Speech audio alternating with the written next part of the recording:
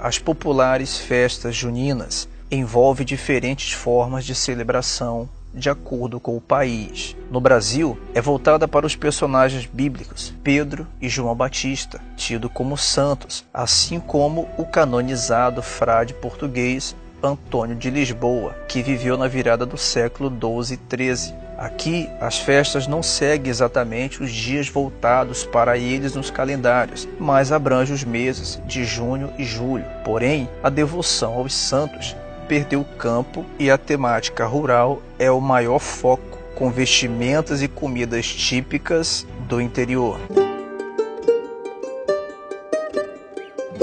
A origem das festas estaria nas celebrações pagãs do solstício de verão, quando a incidência solar medida a partir da linha do Equador é a maior do ano, ou seja, a luz do dia. Simbolicamente, o início oficial do verão no que concerne à mudança climática e, portanto, o início da época de plantio. Dias mais quentes e mais longos, em uma época dependente da luz natural para quase toda a prática ao ar livre. Como o solstício coincide com as datas voltadas aos santos, o sincretismo religioso se apoderou da festa com o pretexto de celebrá-los na Idade Média. A palavra junina remete à deusa pagã, Juno, que a Igreja Católica adaptou para joanina, relativa a João. Hoje voltou à baila junina, por muitos a usarem relativa ao mês de junho. Por muitos cristãos, as festas são vistas como idólatras, enquanto outros consideram que não se desligaram da origem pagã, sobretudo pelas crendices que remetem à feitiçaria, como as chamadas simpatias. Não só as festas dos dias de santos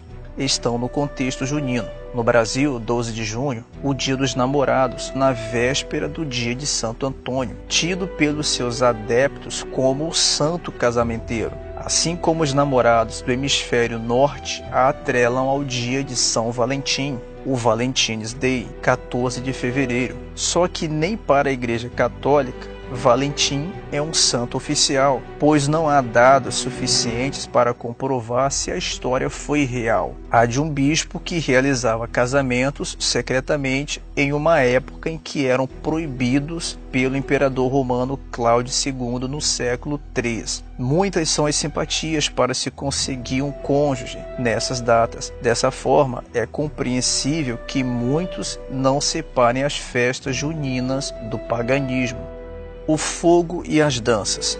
Ligadas ou não ao catolicismo sincrético, as fogueiras que os pagãos acendiam para a festa do solstício permaneceram em várias culturas, ainda que hoje não tenham mais tanto sentido católico ou pagão para muitos, como a festa do Halloween. As imensas fogueiras da festa de Midsummer, médio verão, são bastante presentes, principalmente em margem de rios, lagos ou praias oceânicas, no norte da Europa, em países como Suécia, Noruega, Lituânia, Letônia, Finlândia, Estônia e Dinamarca, assim como outras nações europeias, como Reino Unido, Irlanda, Galícia, Espanha, França, Itália, Malta, Portugal, Polônia, Rússia e Ucrânia. A colonização anglo-saxã levou o costume para países como Estados Unidos, Canadá, onde os festejos se misturam à data máxima da província francófona do Quebec, em 24 de junho, e Austrália. No solstício de inverno, as pessoas faziam um percurso em grupo, em filas, portando tochas, com as quais acendiam a fogueira, de onde teriam vindo o costume das procissões com velas acesas. Para eles, o fogo afugentava os maus espíritos, daí também teriam vindo as lanternas coloridas de papel. A Igreja Católica medieval tentou se apoderar das fogueiras usando-as como um símbolo pseudo-cristão. Criaram a tradição com base em uma lenda em que Isabel, prima de Maria, mandou acender uma fogueira no alto de uma montanha para avisar a mãe de Jesus que engravidara.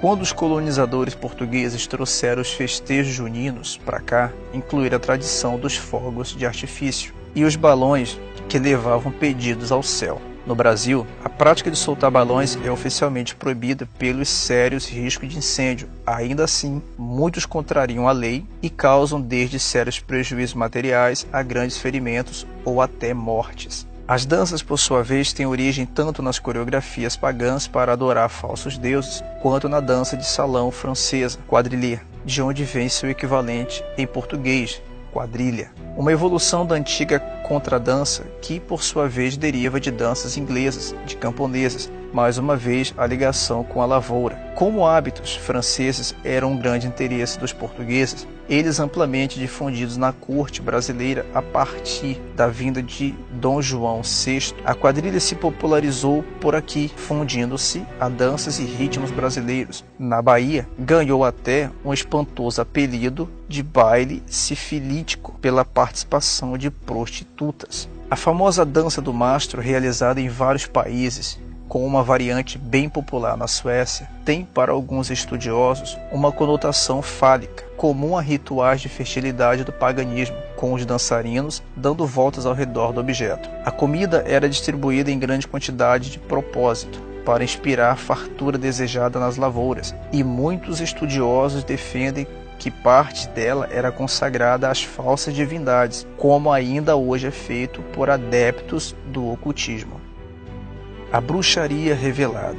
Muita gente conhece uma prática bem estranha na época junina, a de se colocar uma imagem de Santo Antônio de cabeça para baixo, às vezes enterrada ou submersa em água, como que a torturar o personagem até que ele arranje um casamento para o torturador. Outro caso comum dos antigos pagãos perdurou em algumas regiões brasileiras, o de esfregar cinzas já frias das fogueiras juninas no corpo para a cura de doenças, muitas tradições e nenhuma comprovação científica. Os adeptos do chamado neopaganismo realizam celebrações bem parecidas com as festas pagãs originais, inclusive com a fogueira e as danças.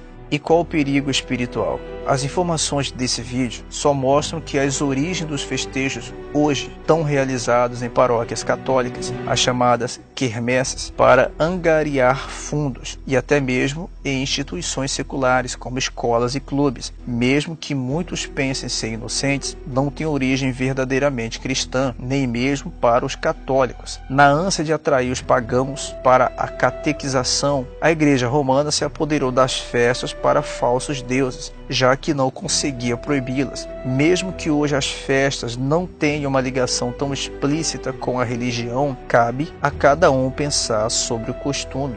E não sejais cúmplices nas obras infrutíferas das trevas, antes, porém, reprovai-as, porque o que eles fazem oculto, o só de referir é vergonha. Mas todas as coisas, quando reprovadas pela luz, se tornam manifestas, porque tudo que se manifesta é luz. Pelo que diz: desperta, ó tu que dormes, levanta-te de entre os mortos, e Cristo te iluminará. Portanto, vede prudentemente como andais, não como nércios, e sim como sábios, remindo o tempo, porque os dias são maus. Por esta razão, não vos torneis insensatos, mas procurai compreender qual a vontade do Senhor.